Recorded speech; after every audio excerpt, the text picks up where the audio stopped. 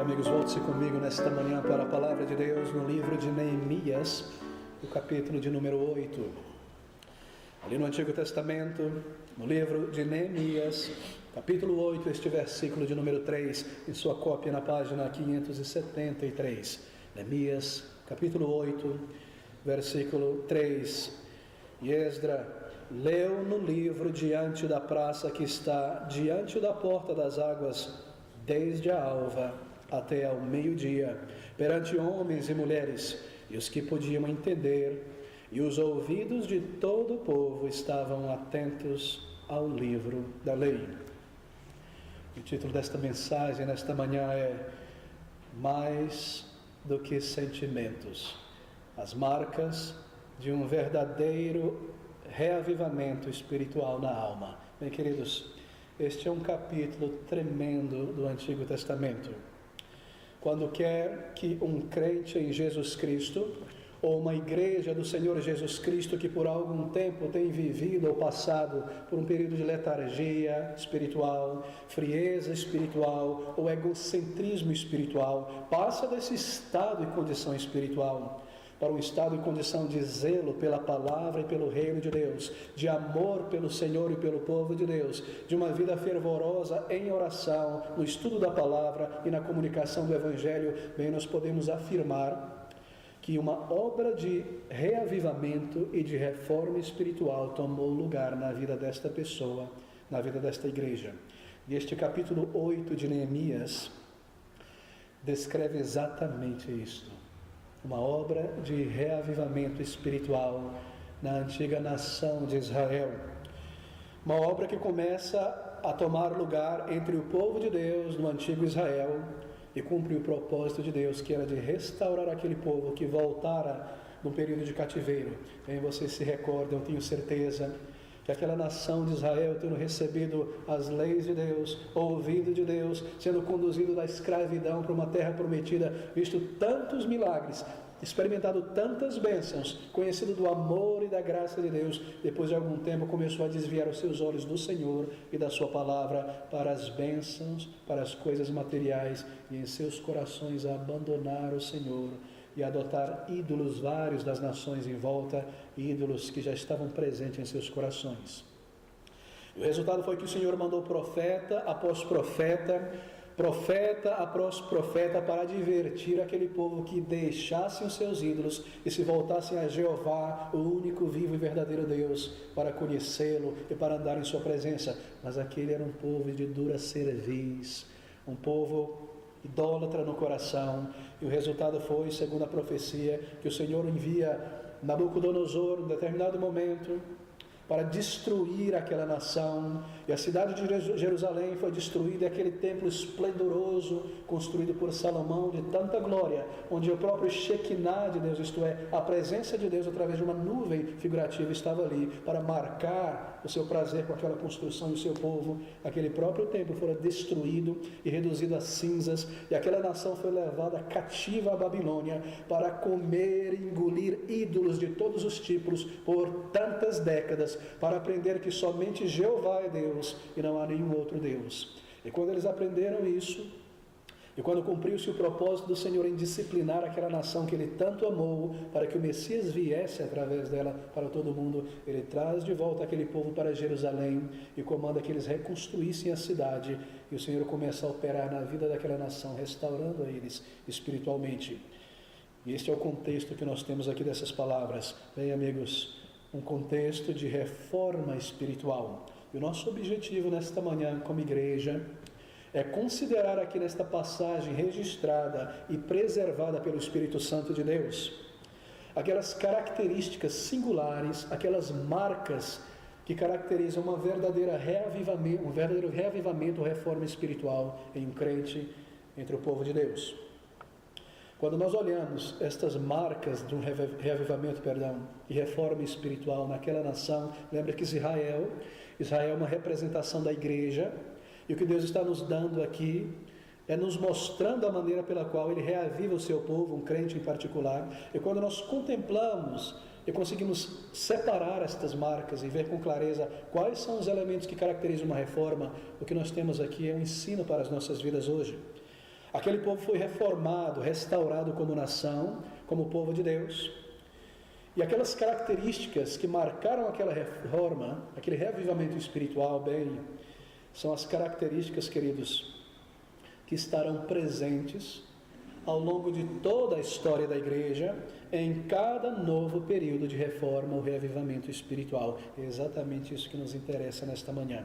Em qualquer período da história da igreja do Senhor Jesus Cristo, quando aprove ao Senhor trazer o seu povo de volta a si mesmo e restaurar a sua igreja, e restaurar o testemunho de Cristo Jesus, em qualquer período da história do cristianismo em que houve uma obra de Deus em reformar, em avivar igrejas em toda parte, houveram características similares em cada uma delas, perceptíveis e marcáveis em cada uma delas, características que marcaram um reavivamento realmente bíblico, conduzido pelo Senhor. E essas marcas que nós vemos na história da igreja, em períodos de reavivamento, são as mesmas presentes aqui neste capítulo 8. Agora deixe-me inverter a ordem. Eu comecei com história, para mostrar que as marcas de reavivamento na história da igreja são as que se encontram na palavra de Deus, mas eu deveria ter começado da maneira diferente.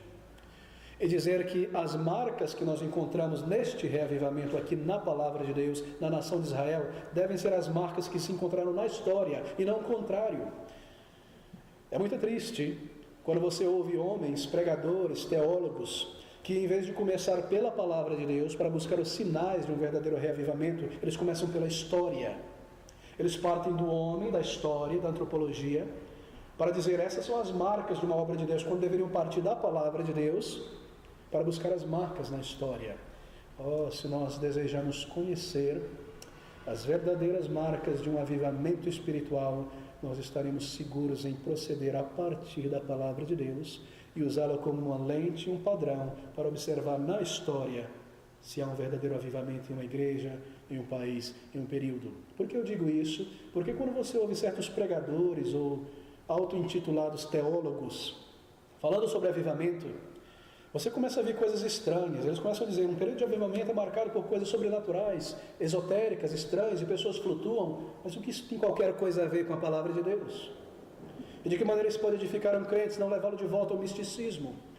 Na verdade, e assim as pessoas começam a pegar as coisas excêntricas, corolárias talvez, de registros de avivamento, e tomar isso como um padrão para um avivamento espiritual. Mas se nós partirmos das páginas da Escritura, então nós temos os sinais e as marcas que devem estar presentes no reavivamento de um crente e de uma igreja do Senhor Jesus Cristo.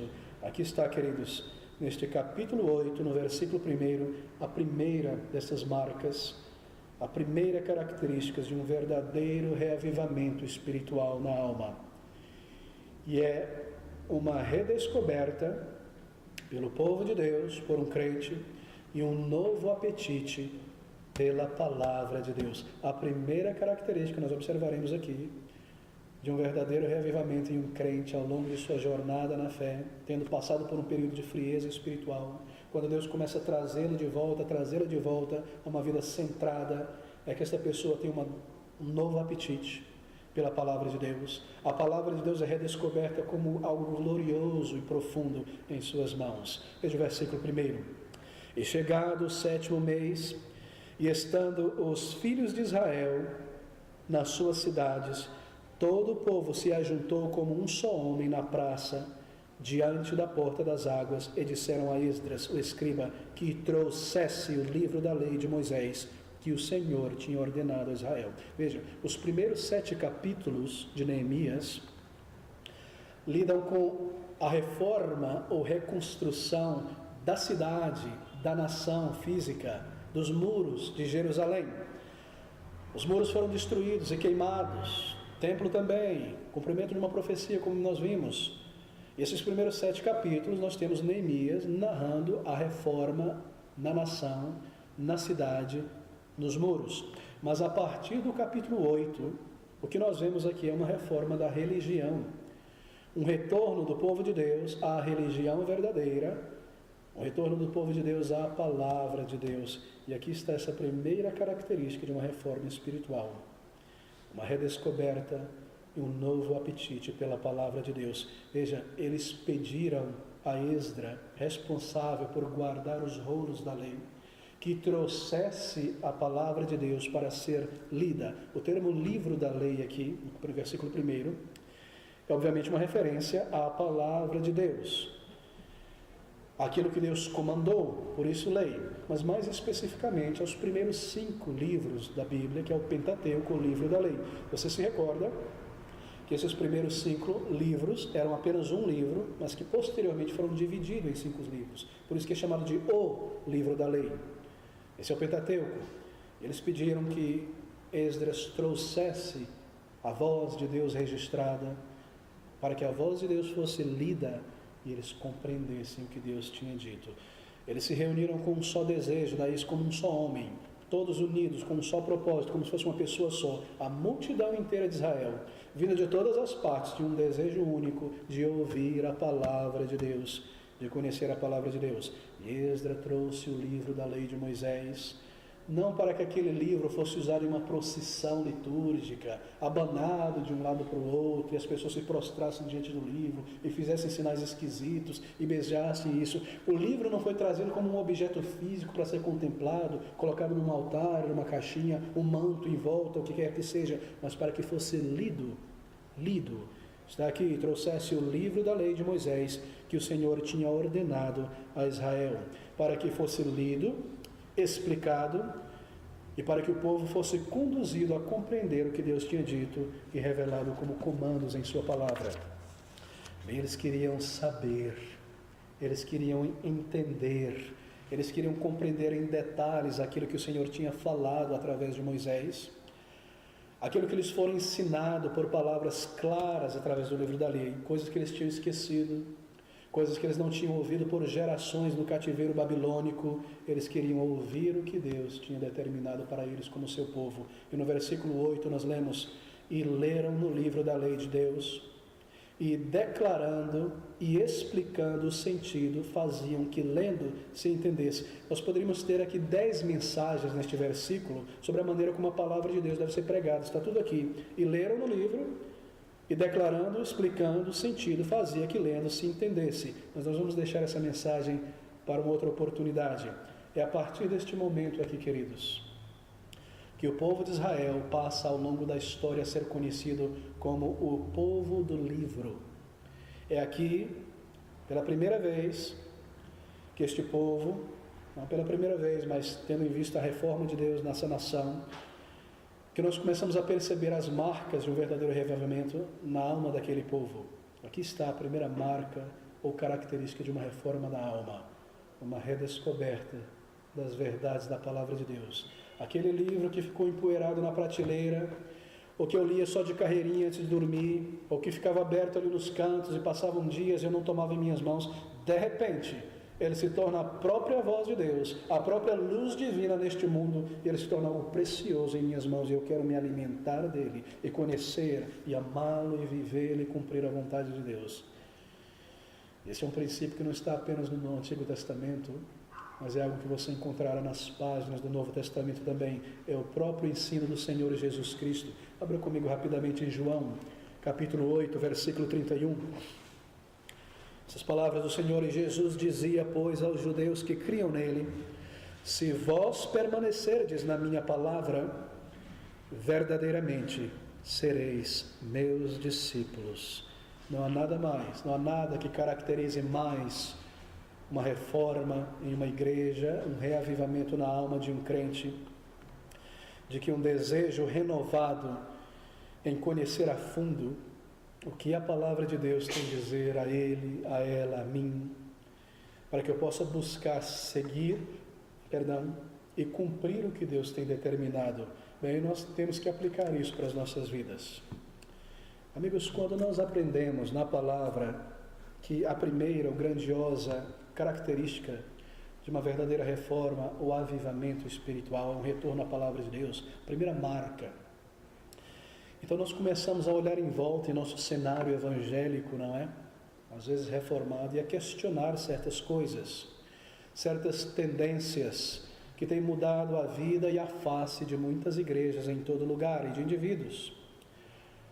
Será que realmente aquilo que tem sido chamado de avivamento espiritual pode realmente ser caracterizado como um verdadeiro avivamento bíblico, uma vez que não representa um retorno à palavra de Deus? Será que os decibéis musicais, as frases marcantes, as orações de olho fechado e olho rangendo, e as músicas, e os quartetos, e o pula-pula, tem alguma coisa a ver com um verdadeiro reavivamento? Sonhos e músicas e técnicas psicológicas de auditório usado por pastores e pregadores, sentimentalismo exacerbado colocado acima da compreensão da palavra de Deus. Bem, nós começamos a questionar se muito do que é visto ou afirmado como avivamento é realmente um avivamento, um retorno à palavra de Deus. Quando as verdades da palavra de Deus são redescobertas por um crente que há muito andava letárgico, certas atitudes se tornam manifestas na vida daquele crente, na vida daquela igreja. E uma delas é que há um aumento de zelo e de verdadeira devoção. Esse crente, essa igreja, despertará para as suas obrigações espirituais negligenciadas já há muito tempo. E essa pessoa, essa igreja estará resolvida a retornar ao exercício dos seus deveres espirituais de uma maneira muito mais zelosa, a estudar a palavra de Deus, a orar ao Senhor, a estar envolvido com o povo de Deus na adoração corporativa e no espalhar do Evangelho em toda parte, a buscar a santificação real, a conhecer as doutrinas da fé, a ter comunhão íntima com Deus em oração, ao serviço cristão, um desejo de ver a igreja santificada e separada do mundo. É o testemunho do Evangelho. Essa é uma marca da redescoberta da palavra de Deus. E esse zelo e devoção renovada levará esse crente, levará essa igreja a rogar a Deus por uma obra do Espírito Santo na vida daquelas pessoas que estão em sua volta, na igreja em que ele pertence, sobre os amigos que estão distantes de Deus. O seu coração aquecido pela palavra de Deus o levará a aquecer corações outros, e a exortar, e a chamar e a dizer: vamos à casa do Senhor, vamos amar a palavra de Deus, vamos comunicar o Evangelho. Uma pessoa que foi aquecida pela palavra de Deus, ela se torna uma pessoa que sai aquecendo a outras pessoas, exortando e animando espiritualmente. Foi isso que aconteceu, e aquele povo se reuniu como um só homem para ouvir a palavra de Deus. Esse zelo e devoção renovada torna aqueles frutos da conversão inicial tão mais visíveis, não é, na vida de uma pessoa. A pessoa se torna mais espiritual, a pessoa se torna mais edificante, a sua conversa se torna mais edificante e espiritual. Há um desejo de mover outros irmãos e irmãs e recordá-los de seus deveres, do poder da palavra, do retorno do Senhor Jesus Cristo. Às vezes, esse crente renovado, reformado pela palavra, começará a ter certas suspeitas de si mesmo. Isso é algo muito interessante. Esse crente começará a ter um certo desconforto consigo mesmo a respeito de suas próprias falhas, a respeito de suas próprias fraquezas, inclinações e tendências, e um profundo desejo no íntimo de mudar, de abandonar certas tendências, ou a autocomiseração, ou o orgulho, ou a preguiça, ou a indisciplina. Ela começará a ter uma certa suspeita do seu estado espiritual e um desejo de melhorar. Isso levará à humilhação espiritual em oração e à confissão de pecados que tinham sido deixados de lado na confissão. É um retorno a uma vida de sinceridade na presença de Deus. Essa é uma obra da palavra, queridos. Às vezes, nós vemos isso de maneira tão clara em um crente que está sendo movido pela palavra de Deus. Uma outra marca da redescoberta da palavra de Deus é uma disposição de ouvir a palavra ensinada. Nós lemos aqui a respeito disso, que o povo desejava ouvir. Eles construíram uma plataforma de madeira, colocaram um púlpito, chamaram Esdras, a lei foi aberta, eles estavam ali da manhã até o meio-dia, atentos a ouvir, em pé, ouvindo a palavra de Deus. Será que não há uma disposição sincera em permanecer tantas horas ouvindo a palavra de Deus? É incrível quando crentes em Jesus Cristo não conseguem estar atentos à palavra de Deus e a se preparar com uma sede para estar na casa de Deus, atentos à palavra de Deus. Mas quando o Espírito Santo de Deus está operando pela palavra, então há uma sede tão profunda para ouvir a palavra de Deus. Eu quero ouvir o que o Senhor está dizendo. Essa é a voz de Deus registrada, deseja ser moldado e transformado. Há uma nova disposição, porque há um senso da glória de Deus que começa a tomar lugar na vida deste crente. Eu estou lidando com um grande Deus, com um imenso Deus, com um Deus santo e glorioso. E essa é a palavra de um Deus glorioso, de um Deus santo. Como eu posso titubear ao ouvir a palavra de Deus e permitir pensamentos divididos quando Deus está falando pela sua palavra? E ela está sendo aplicada e ensinada grandes e profundas verdades, verdades eternas. Então, amigos, onde há um retorno à palavra de Deus, há também confissão de pecados pessoais. Veja o capítulo 9, versículo 1 a 3. E passando, em Neemias, isto é, não em João, capítulo 9, versículo de 1 a 3, e no dia 24 deste mês ajuntaram-se os filhos de Israel com jejum e com sacos, e traziam terra sobre si. E a descendência de Israel se apartou de todos os estrangeiros, e puseram-se em pé, e fizeram confissão pelos seus pecados e pelas iniquidades de seus pais. Sabe o que isso quer dizer? Eles se afastaram dos gentios que não deveriam estar ali. E muitos nós vamos ver posteriormente de esposas e maridos de outras nações, porque Deus havia comandado que não se casassem com pessoas de outras nações. Aqui está um crente lançando fora aquilo que ele permitiu em sua vida levar ao pecado, se DVD, se internet, o que quer que seja, e vindo diante do Senhor, depois de lançar fora essas coisas e confessando a Ele os seus pecados. Quando a palavra de Deus começa a operar e reavivar uma vida, há confissão de pecados. Esta é uma marca da obra do Espírito Santo em um crente. É uma confissão veemente, é um intuito violento, se eu posso assim dizer, uma violência santa, de me livrar daquelas coisas que me mancharam depois que fui lavado pelo sangue precioso de Cristo. Essas são questões de grande importância, amigos. Quando nós aprendemos esse princípio, uma característica, uma marca de um verdadeiro avivamento na alma de um crente ou igreja, um retorno à palavra de Deus, fica então perfeitamente razoável chegarmos à conclusão que quando pessoas se tornam insatisfeitas com verdades bíblicas ou os métodos bíblicos, e quando pessoas deixam a pureza da palavra de Deus e a simplicidade da palavra de Deus, e começam a ser guiados por intuição, sentimento, imaginação, qualquer excitamento espiritual, qualquer emocionalismo que é gerado a partir disso aí, por mais vigoroso, por mais intenso que seja, não importa quão impressionante e poderoso, simplesmente tem uma característica não bíblica, não veio do Espírito Santo de Deus. Sabe por quê? Deixa eu me afirmar isso. Porque sou muito dogmático, não é? Porque o Espírito Santo de Deus, ele irá autenticar somente a palavra de Deus. Porque ele é o autor da palavra de Deus. Ele não irá autenticar a profecia do fulano, o sonho do Beltrano, o jogral, o coral, o quarteto. Ele irá autenticar a palavra. E é pela palavra que uma pessoa é santificada e que almas são conduzidas a Cristo Jesus. Mas essas não são coisas que agradam o orgulho humano. Por outro lado, onde há uma renovada atenção e exultação nas verdades da fé, que é o resultado da simples pregação da palavra de Deus, de um estudo diligente da palavra de Deus, e ali há novo fervor, e ali há novo amor por Cristo e o seu povo, e nova dedicação aos deveres da fé. Então nós podemos afirmar que essa é uma reforma e um avivamento na alma de um crente, porque procede do Espírito através da palavra do Espírito. Veja esse versículo 8, a segunda parte, nesse capítulo 8. E leram no livro da lei de Deus, e declarando e explicando o sentido, faziam que lendo se entendesse. Que palavras, não é? Que palavras.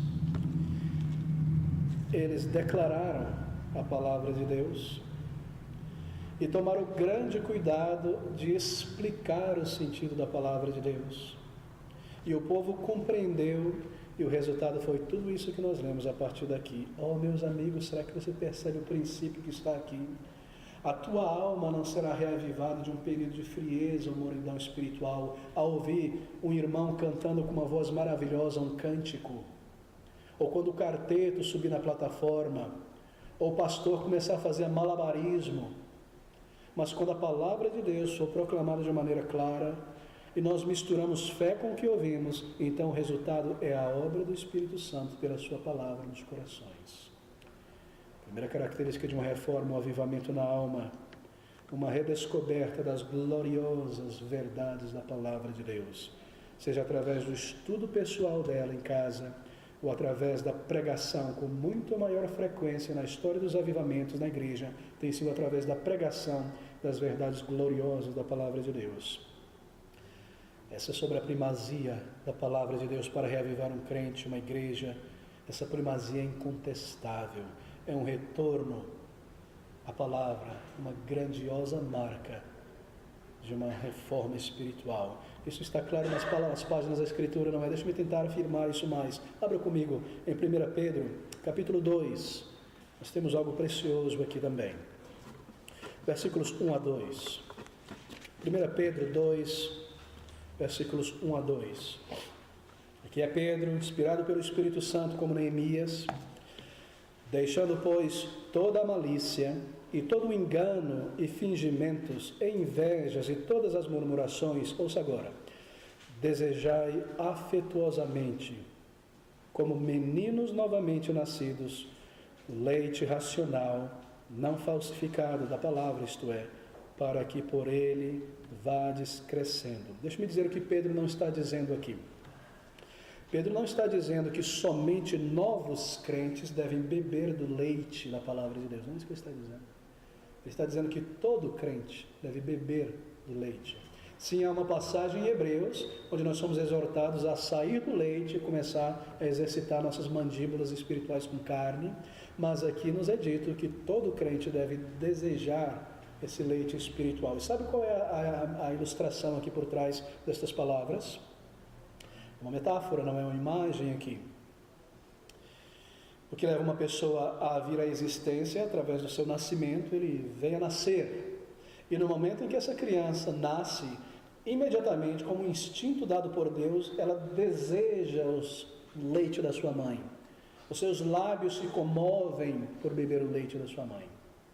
Essa é a ideia. O que produz novo nascimento em uma alma, nascimento espiritual, é a palavra. A fé vem pelo ouvir e ouvir a palavra de Deus. E assim como uma pessoa que acabou de nascer, ela vive do leite, ela deseja o leite.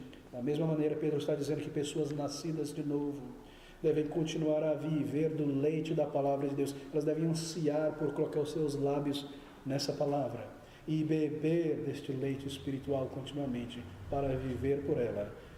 Se você é um crente que nasceu pela palavra, as suas forças, energias e desejos te levarão de volta à palavra. Desejai afetuosamente como meninos novamente nascidos, leite racional, não falsificado, para que por ele vades crescendo. Quanto há nesse versículo, não é? Crescimento, fortalecimento no íntimo é através do amor pela palavra de Deus e obediência a ela. A primeira marca, mais uma vez, distintiva da reforma espiritual entre o povo de Deus na antiguidade, certamente deve ser a mesma marca de uma verdadeira reforma em uma igreja, na vida de um crente em nossos dias. Um retorno à palavra, um apetite renovado pelas verdades da palavra de Deus. Bem, deixa-me tentar marcar uma segunda característica ou marca de um verdadeiro avivamento, reforma na religião. Está aqui também no versículo 1. E essa marca tem a ver com uma atitude do povo de Deus diante da palavra de Deus. Esta é a marca. Uma atitude do povo de Deus diante da palavra de Deus. Ouça o versículo 1 deste capítulo de número 8, mais uma vez. E chegando o 7º mês, estando os filhos de Israel nas suas cidades, todo o povo se ajuntou como um só homem na praça diante da porta das águas, e disseram a Esdras, escribas, que trouxesse o livro da lei de Moisés. que o Senhor tinha ordenado a Israel. Bem, era o livro da lei de Moisés, mas o mais importante é que era o livro da lei de Moisés que o Senhor tinha comandado a Israel. Eles não tiveram nenhuma dificuldade entre distinguir do instrumento divino, Moisés, e da instrumentalidade divina. Moisés lhes dera o livro da lei, mas fora Deus que dera a Moisés este livro. Assim eles tinham uma atitude consciente e clara, que eles não estavam diante da tradição de um patriarca, mas diante do livro da lei de Deus. Que a palavra que lhes fora ensinada não era menos do que a palavra do Deus vivo. E essa atitude, queridos, foi crucial para eles. Porque eles haveriam naquele momento, a partir dali, de ouvir coisas que os desafiariam. Eles começariam a ouvir o que já há muito tempo não tinham ouvido, e eles seriam desafiados, e eles seriam confrontados em sua maneira de viver, e haveriam ali concepções e atitudes que exigiriam deles uma mudança de postura e de atitude. Assim, quando nós pedimos a Deus que Ele abra a sua palavra ao nosso entendimento, nós devemos nos preparar para as coisas que Ele irá declarar aos nossos corações e almas. Nós precisamos também, ao tomar este livro divino, esta convicção, estas não são palavras de meros homens, mas a palavra do Deus vivo. Quando uma pessoa está sendo reformada por Deus e avivada, a sua atitude para com o ouvir da palavra de Deus e o ler da palavra de Deus é uma atitude de grande reverência. Esta é a palavra de Deus. Eu estou com a voz de Deus registrada em minhas mãos. Se um fragmento de um meteoro entra nessa terra e cai, você vê isso como uma coisa de outro mundo, não é? Vem do espaço sideral, as pessoas ficam admiradas. Que tipo de matéria é essa? Uma pedra? Que tipo de mineral aqui? Todo mundo quer ver, tocar. Aqui está, queridos, um livro divino, a verdade de Deus dada à nossa raça humana. Você já parou para pensar sobre isso? A palavra de Deus. E quando nós temos essa atitude de ler ou ouvir a palavra de Deus, então a palavra de Deus nos desafia e nós estamos prontos a ouvir e a nos submeter e a obedecer. Quão tremendo! Assim sejam preceitos que nós lemos, sejam comandos, sejam promessas. Nós já temos firmes estabelecido em nossas mentes que essas são as palavras de Deus para nós. E nós alegramos com as promessas, crendo nelas, e nós nos submetemos aos comandos e aos princípios dela. Essa atitude de reverência para com a palavra foi uma marca do reavivamento na alma do povo de Deus. E deve ser a mesma marca na igreja do Senhor Jesus Cristo e um crente em nossos dias. Isso sempre estará presente em um verdadeiro reavivamento. Assim, se há seriedade, se há reverência com a palavra, se há um senso da majestade, da dignidade destas palavras, da eternidade, das consequências dela, então há sinal de um verdadeiro reavivamento, de uma verdadeira reforma no povo de Deus. Bem, é muito fácil observar hoje em dia o contrário disso. Em muitas igrejas em nossos dias, a Bíblia, a leitura ou a pregação dela é tratada quase como uma obrigação inoportuna. Agora é a hora da palavra. Já acabou os cânticos, já acabou o teatro, vamos sentar agora e ouvir a palavra de Deus. Ou a Bíblia é tomada e lida rapidamente pelo dirigente de louvor com a guitarra na mão, baixo, e o Senhor nos abençoe. Sabe o que bom? Vamos agora louvar o Senhor. Algo inoportuno, não é a palavra de Deus em tantas igrejas? Uma obrigação inoportuna. Tem que estar ali porque tem que marcar a igreja como tendo a palavra de Deus. O intuito não é ler para compreender, para adorar, para seguir. É apenas seguir as moções da liturgia. E a palavra de Deus é diluída e colocada em um pequeno canto. Quando aquele povo retornou da Babilônia. Algo incrível. Ali no meio dos escombros, entrando em um quartinho escuro, empoeirado que sobrou do templo, eles descobriram os rolos da lei. A palavra de Deus estava perdida, entre aspas, escondida. E o resultado de descobri-la novamente foi esse tremendo reavivamento. Redescobrir a palavra de Deus e a glória de Deus em sua palavra. Não tenha dúvida disso. Uma pessoa onde isso é perceptível, o descobrimento das doutrinas da fé, das promessas, da voz de Deus, ali está uma marca de uma verdadeira reforma. Mas se tudo que há ali é preferência ou as marcas do suposto avivamento nessa igreja ou nesse crente, é nada mais do que preferência por músicas evangélicas, coisas evangélicas, que o leite da palavra. E a vida religiosa de uma pessoa que se diz avivada gira em torno de CDs e DVDs evangélicos e gospels, de gastar tremendo tempo em blogs, em páginas da internet, de aumentar o número de amigos no WhatsApp, elementos terciários e quaternários da vida cristã, e essa pessoa está tão animada e excitada em acampamentos, congressos, encontrões, louvorzões, tenho absoluta certeza que não há absolutamente nada de reavivamento espiritual pela palavra. Se não há estudo aprofundado, se não há crescimento na graça, se não há amor pelo Senhor, se não há um esforço para obedecê-lo e servi-lo, independente dos meus sentimentos, há apenas crescimento em número de CDs e DVDs e novelas evangélicas e amigos no WhatsApp, então não há avivamento, queridos. Mas quando há um apetite pelas gloriosas verdades e uma atitude de reverência para com a palavra de Deus, então tenha certeza, um reavivamento na alma. E leram o versículo 8 no livro da lei de Deus, e declarando e explicando o sentido faziam que lendo se entendessem.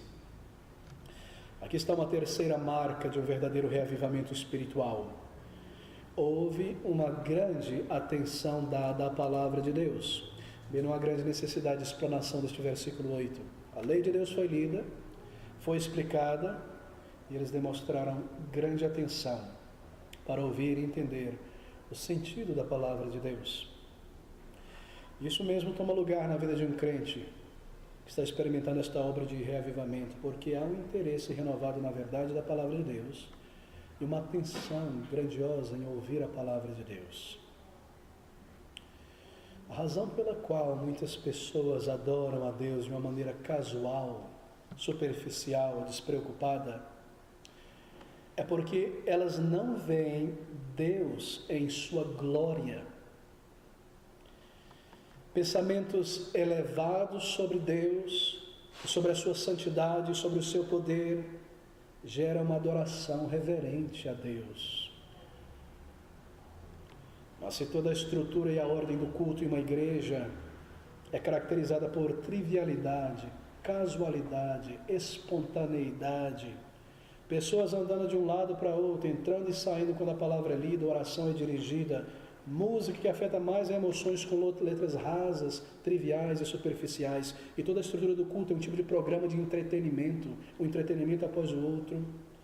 Como jamais alguém poderia cultivar pensamentos elevados sobre Deus em um ambiente como esse? Há muitas causas de distração na adoração, irreverência, grande atraso, um senso de silêncio e preparo não é fomentado pelos dirigentes antes do culto. Crentes entrando quando a oração é dirigida ao Senhor, a palavra sendo lida. Pessoas distraindo os pensamentos com todo tipo de coisa. Oh, amigos, será que nós estamos no senso que estamos na presença do Deus vivo e Ele nos vê? Ele observa a maneira como nós adoramos em nosso coração, em nossa atitude. Cochichos, todo tipo de coisa, sensualidade no vestiário, pregações superficiais e irrelevantes, não procedendo da palavra de Deus. Sugestões de Satanás continuamente para distrair a mente, imaginação controlando a mente racional, memórias que nos levam para longe, a semana que já passou e problemas da próxima semana, olhos que vagam para toda parte, todo tipo de coisa milita contra uma verdadeira reverência na casa de Deus. Assim, lute contra essas coisas. Tome notas atente, reúna os pensamentos divididos. Como nós poderíamos entristecer o Espírito Santo de Deus? Quando você conversa com um amigo teu sobre algo sério, e você observa que ele não está nem aí, os olhos estão para lá e para cá, como você se sente? Você se achega à presença de Deus, e você diz que está o adorando, mas a tua mente e o teu coração estão em outro lugar. É porque não há um senso da glória de Deus. Mas quando a palavra de Deus toma lugar na vida de um crente de uma igreja, este senso de santo temor é renovado, e a mente e o coração andam juntos na adoração. Bem, como vencer essas distrações? Deixe-me tentar dar algumas sugestões. Primeiro, você deve fugir de uma congregação assim. Em segundo lugar, entristeça diante do Senhor e peça ajuda a Ele. Pensamentos distraídos, rogue ao Senhor: Senhor, fortalece a minha mente, ajuda-me a reunir meus pensamentos e meu coração a ouvir a Tua palavra. Creia na presença de Deus no meio do seu povo. É uma promessa do Senhor Jesus Cristo, que onde houvessem 2 ou 3 reunidos, Ele estaria ali para receber a adoração e abençoar o seu povo. Creia nisso. Ele está no meio do seu povo. A observar, a sondar e a abençoar. Estabeleça uma lei sobre os seus sensos para não desonrar ao Senhor, mas para concentrar-se. Na oração, fixe os seus olhos no céu e acompanhe a oração pastoral ou do irmão que está conduzindo a oração com grande concentração. Eu não preciso dizer sobre o preparo para vir à igreja, descansar no sábado a tempo para estar fresco na presença do Senhor. Como jamais nós poderíamos dar ao Senhor as migalhas das nossas forças, do nosso coração na casa do Senhor. Você se prepara, não é para estar no horário, no trabalho na segunda-feira, eu tenho certeza, há um senso de temor, não é? Não posso me atrasar, meu chefe vai estar lá, preciso bater ponto, preciso me apresentar razoavelmente, de uma maneira reverente para os clientes, né? Formal, um certo temor, não é? Você percebe isso? A casa de Deus, o Deus santo e glorioso, está no horário, descansar a tempo no sábado, está desperto na presença do Senhor para ouvir a palavra de Deus. Um sinal de verdadeiro reavivamento na alma. Envergonhar-se e clamar a Deus por uma verdadeira reforma. Oh, amigos, quanto nós necessitamos desta obra em nós, para vivermos uma vida cheia e plena no Espírito. Minha quarta marca de uma reforma ou reavivamento na alma está aqui, no versículo 5 a 6. Houve grande obediência e ação quando eles ouviram a palavra de Deus. Observe essas palavras. E Esdras louvou ao Senhor, o grande Deus, e todo o povo respondeu: Amém, Amém. Levantando as suas mãos, inclinaram as suas cabeças e adoraram ao Senhor com os rostos em terra. Houve uma resposta imediata ao que eles ouviram. Ali estava Esdras, um homem atrás de um púlpito de madeira, com a palavra de Deus diante dele. Ele começa a ler e a explicar, e a palavra de Deus é compreendida, e quando o povo de Deus compreende, a resposta é amém, amém. Assim seja, Senhor, assim seja. Eles estavam prontos a agir e a obedecer. Isso aconteceu no primeiro dia daquela obra de reforma, mas conforme a lei foi lida ao longo dos dias da semana, no segundo dia, eles descobriram algo de grande importância. Está no versículo 13 ao versículo 15, capítulo 8. E no dia seguinte, ajuntaram-se os chefes dos pais de todo o povo, os sacerdotes e os levitas, a Esdras o escriba, e isto para atentarem nas palavras da lei. E acharam escrito na lei que o Senhor ordenara pelo ministério de Moisés que os filhos de Israel habitassem em cabanas na solenidade da festa, isto é, do tabernáculo, no 7º dia, E assim eles publicaram e fizeram passar pregão por todas as cidades e em Jerusalém, dizendo: saí ao monte. E aqui nós vemos uma descrição da retomada simbólica daquela festa comandada pelo Senhor. Aquele segundo dia da leitura daquele livro, isso é interessante, aquele segundo dia coincidiu com a festa dos tabernáculos, o dia em que Deus tinha comandado aquela nação a celebrar a festa dos tabernáculos. Você se recorda que era uma festa que marcava cerimonialmente o período em que Israel passara por sua peregrinação pelo deserto, habitando em tendas ou tabernáculos. Eles deviam celebrar a libertação do Egito. E Deus dissera que simbolicamente eles deveriam construir cabanas, tendas ou pequenos tabernáculos com essas folhas de ramos que nós vamos ver aqui, e permanecerem ali se alegrando no Senhor, meditando na palavra, louvando ao Deus eterno. Mas eles haviam deixado e abandonado isso aí. E conforme eles foram agora expostos à palavra de Deus, eles fizeram uma grande descoberta, que por muitos e muitos anos eles estavam celebrando esta festa de tabernáculos sem tabernáculos. De alguma maneira isso se perdeu na Babilônia, ao retorno para Israel. Eles estavam celebrando apenas simbolicamente, sem o símbolo. Talvez uma analogia contemporânea seria: nós temos uma ordenança do Senhor a celebrar a ceia do Senhor. É como se nós nos reuníssemos para partir o pão sem partir o pão. É isso que eles estavam fazendo. Deus lhe havia requerido isso, e nunca lhes ocorreu que eles haveriam de celebrar ou deveriam celebrar a festa das tendas ou tabernáculos, construindo essas tendas. E assim, nós vemos um retorno na obediência à palavra de Deus.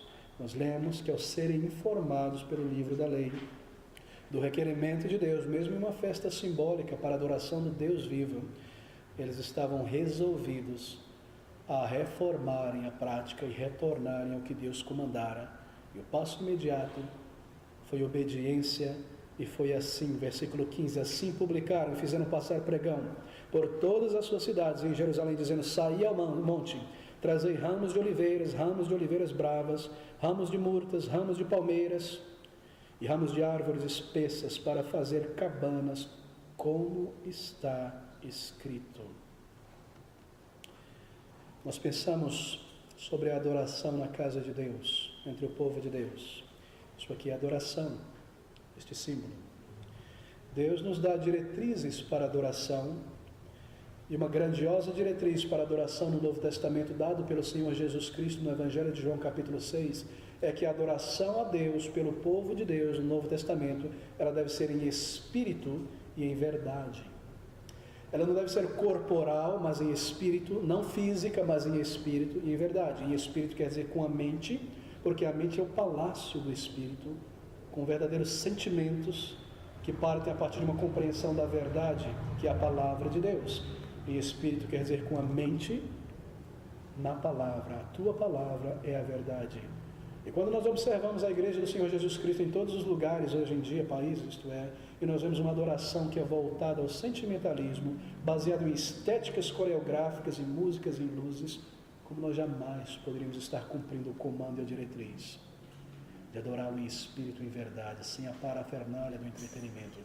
Mas quando há um reavivamento na alma, a atitude de um crente é se livrar daqueles DVDs e CDs, e uma igreja lançar fora toda a parafernália do entretenimento, a uma ação, um santo temor, uma obediência imediata. Eles não começam a questionar: mas isso vai ofender os adolescentes, eles não vão voltar mais. Eles dizem assim mesmo: que o Espírito Santo permaneça em nosso meio. Eles não começam a questionar: isso vai ofender fulano, beltrano, etc. Eles simplesmente retornam à palavra de Deus. Essa é uma marca de uma verdadeira reforma na alma. Pode ser comigo por um momento para Deuteronômio capítulo 4, versículo 2.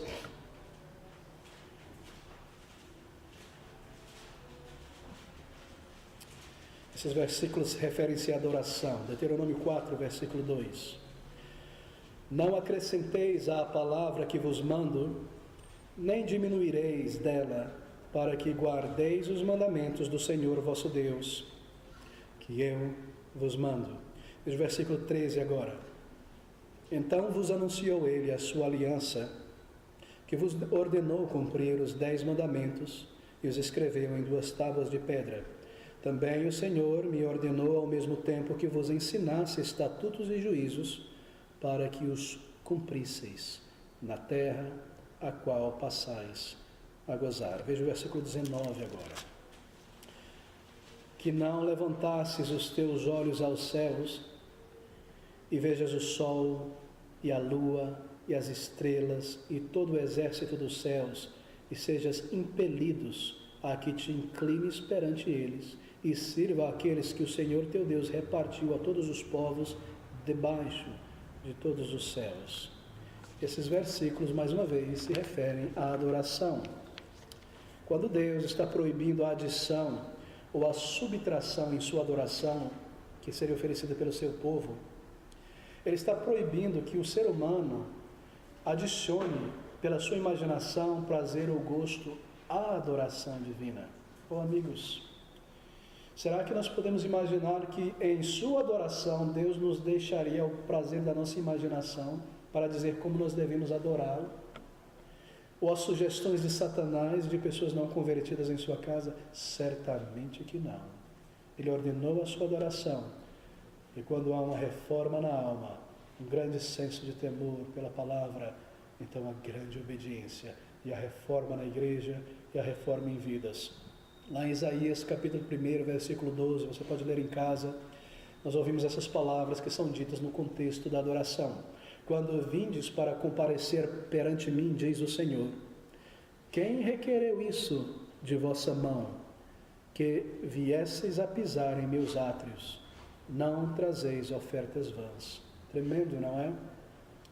Eles estavam entrando no templo com bois, carneiro, com brinquedos para as crianças, um monte de coisa, entretenimento, construindo cabana, comércio ali dentro. Quando vocês vêm me adorar, eu comandei isso, e vocês trazem todas essas coisas à minha adoração e mudam a maneira como eu prescrevi, quem requereu isso das vossas mãos? Nós podemos aplicar isso em nossos dias, a adoração, não é verdade? E ali está a igreja reunida. E logo vem as crianças com um jogral na frente. Mas quem requereu isso de vossas mãos? Uma banda é montada no momento do culto, mas quem requereu isso de vossas mãos? E a pregação do pastor se torna uma série de slides no PowerPoint, o que quer que seja, e a música e as luzes, mas quem requereu isso de vossas mãos, diz o Senhor? Quando Ele estabeleceu os princípios para uma adoração em espírito e em verdade. Mas quando há uma reforma pela palavra, um santo temor, uma obediência imediata, então nós retornamos à pureza da adoração bíblica. Bem, deixe-me tentar correr para o final. Há tanto a ser dito, há tanto a ser mencionado. No momento em que somos expostos à palavra de Deus, o Espírito de Deus começa a trabalhar em nossas vidas. Há uma aplicação ainda mais profunda aqui. Quando há uma obra de reforma na vida de um crente pela palavra de Deus, eu gostaria de começar a concluir aqui. Há uma ação de obediência em muitos outros aspectos. Isso se aplica a cada um de nós. Veja aqui neste capítulo 8 de Neemias, este versículo de número 9 e 10, mais uma vez.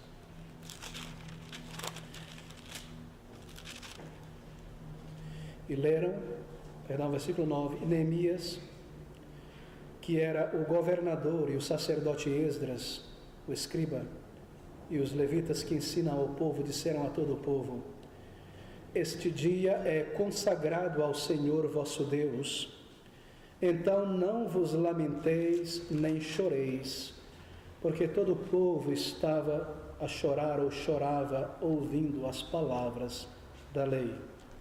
Disse-lhe mais, ide, comei as gorduras e bebei as doçuras e enviai as porções aos que não têm nada preparado para si, porque este dia é consagrado ao nosso Senhor, portanto não vos entristeçais, porque a alegria do Senhor é a vossa força. Quando eles ouviram a palavra de Deus, e ela foi ensinada, e os levitas se espalharam explicando a palavra de Deus, e eles compreenderam, eles reconheceram os seus pecados, o seu afastamento espiritual de Deus, o resultado da sua ingratidão e falhas. A palavra de Deus tocou o coração e a mente daqueles homens e mulheres de tal forma que eles se sentiram tão inadequados diante do Senhor, embora amados por Deus, separados como povo de Deus, que eles começaram a se contristar e a chorar, e a chorar, e a se arrepender. Mas veja que Neemias e Esdras e os outros disseram a eles que eles não deveriam chorar, mas que comessem, bebessem, se alegrassem, porque era um dia separado para o Senhor. Por que eles fizeram isso? Será que eles não perderam a oportunidade, como pregadores ali, de levar aqueles homens pela emoção ao lugar em que eles queriam? Porque no momento de verdadeira solenidade, como resultado de compreender a palavra de Deus, foram levados à comoção, o sacerdote, o escriba e todos os levitas comandam o povo a não lamentarem e a não chorarem. Porque aquele dia em particular era um dia para regozijo pela festa dos tabernáculos. Você percebe a implicação disso para nós hoje, de nossa geração? Aquelas pessoas naquele momento não se sentiram inclinadas a regozijar, a louvar, a se alegrar, mas lhe foi dito: regozijem-se. E a implicação disso aqui é que uma das mais fortes evidências de que nós cremos que essa é a palavra do Deus vivo para nós, acontece quando essa palavra, ela governa os nossos sentimentos e as nossas afeições, independente do que eles sejam no momento em que nós estamos. Regozijai-vos, diz o Senhor. Outra vez, diz o apóstolo, regozijai-vos. Quando nós somos tomados por um senso da glória de um Deus santo e nós percebemos as nossas fraquezas contínuas, repetidas, ou o domínio do orgulho, da autocomiseração em nossas vidas, e há um desejo sincero de agradar a Deus e de servi-lo, e um sentimento de pequenez nos entristece, não é verdade?